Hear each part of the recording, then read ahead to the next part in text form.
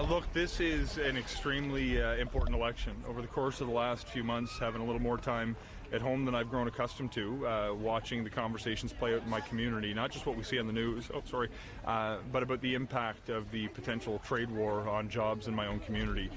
Made me feel like I wanted to do something to serve. I had made peace with the idea that there was going to be life after politics and figuring out what capacity that would be in.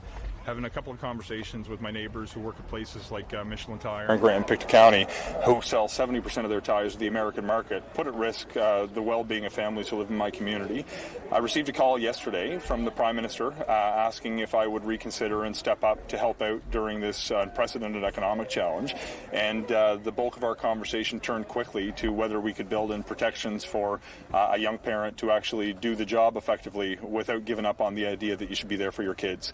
I have assurances and comfort that I'm going to be able to be closer to home than I was over the course of the past few years and still make a contribution to the country that we all love. And I think this is a time for people to step up and make a difference. So here I am once again reoffering as a candidate for Central North. Go ahead, Andrea. The Liberal chances of getting re-elected have vastly improved. That factored into your decision as well? You know what? It's I don't know if you're familiar with the history of this riding. This was historically one of the most conservative ridings in certainly Nova Scotia, perhaps Canada. When Brian Mulroney, who became a friend of mine before he passed away, wanted a safe seat when he had become the leader of the Conservatives in the 80s, he actually got Elmer MacKay to step aside so he could be the MP here. Over the course of my life, it's been Liberal once before I was elected in 2015. And if you want to go back, I think the guy who held it before her for us was born in 1870 or something like that. This is not a Liberal stronghold. You can take nothing for granted. When I first put my name on the ballot, we were polling in a distant third. My motivations, even when I made the decision to leave in December, I think I even said in my remarks at the time that I want to run in the next election, I want to win, but I was concerned about being apart from my family for the 4 years that may follow. Having had the conversation and been given very real assurances that I could work with the Prime Minister to develop an arrangement that allows me to be closer to home than I was previously is the kind of thing that makes this possible for me. So more about the opportunity to serve with the ability to be close to home, combining for it far greater than any political calculation. Parce que une personne cynique pourrait dire. Recommence s'il vous plaît. Oui, une personne cynique, like a cynical person, pourrait dire vous revenez parce que les sondages sont bons. Parce qu'il y a 2 mois, les libéraux perdaient. Là, les sondages sont bons. C'est pour ça que vous êtes de retour. Qu'est-ce que vous répondez? Et après, disons, c'est normal d'avoir des engagements avec des cyniques. Mais en réalité, la décision est pour moi et ma famille. C'est une bonne décision pour ajouter l'effort de le gouvernement du Canada pour répondre les États-Unis. Juste en anglais, c'est OK? Mais juste, est-ce que c'est lié au sondage? Oui. Est-ce que c'est lié au sondage? Non. Je n'ai pas des sondages pour ma circonscription. Il n'y a pas un sondage local. Mais selon moi, c'est important pour des personnes qui veulent contribuer de cet effort. C'est très important maintenant de lever pour contribuer. C'est très important pour moi de protéger l'intérêt de ma famille. C'est la priorité numéro 1. Mais je pense que j'ai une opportunité pour continuer mon travail dans la circonscription et contribuer des expertises et d'expériences pour le gouvernement et en même temps rester à ma maison avec ma famille plus de temps entre les expériences dernières. Est-ce que vous aimeriez redevenir ministre? Would you like to become again a minister? Ce n'est pas une décision pour moi, c'est une décision pour le Premier ministre. Il n'y a pas une offre pour rejoindre le cabinet. C'est une opportunité pour être le député pour la circonscription de Nova Centre. C'est ma maison. C'est très important pour moi de représenter les personnes qui habitaient dans cette communauté.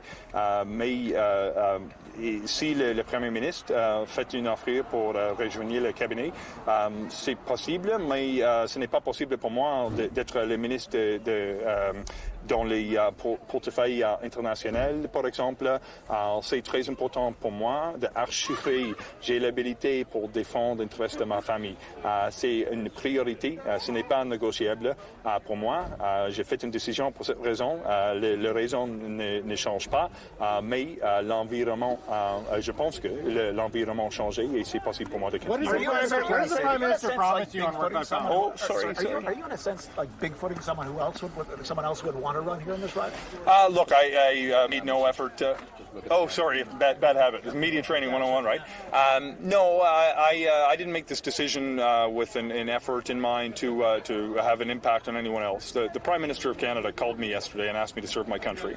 I will never refuse that phone call, but I had a lot of very serious questions that I wanted very clear answers to, and I was given a lot of comfort that it was going to be made possible and more achievable for me to actually both spend time with my family and contribute to a very, very important initiative to protect the interests of my community and my country. I had an opportunity to meet with a gentleman who had recently become the candidate. He is a top-class person. He has demonstrated character and grace, and I hope he remains engaged and interested in politics in our community and our country, and I look forward to continuing to engage with him, and he will be supporting our campaign in the community as well. What kind of promises on working?